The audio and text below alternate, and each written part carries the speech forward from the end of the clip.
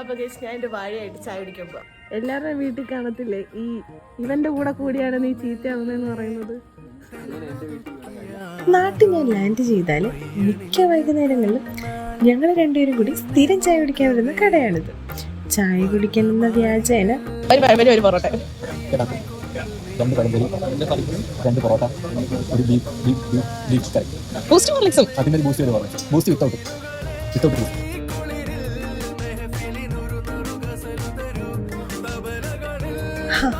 ഇത് കഴിക്കുമ്പോൾ കിട്ടുന്നൊരു ഫീലുണ്ടല്ലോ.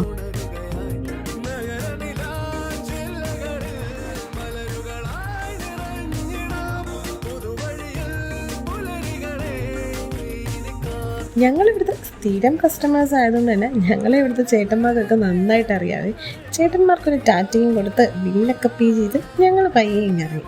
പിന്നെ കുറച്ച് ലേസൊക്കെ വാങ്ങി അതും വണ്ടിയിലിരുന്ന് കഴിച്ച് നേരെ വീട്ടിലോട്ട്. ശരിക്കും പറഞ്ഞാൽ ഈ കഴിച്ച ആഹാരത്തെക്കാളൊക്കെ നമ്മൾ ഒരുപാട് ഇഷ്ടപ്പെട്ടവരുമായിട്ട് സ്പെൻഡ് ചെയ്യുന്ന ഈ ഒരു സമയമുണ്ടല്ലോ, അതിനാണ് ഏറ്റവും സ്വാദ് കൂടുതൽ.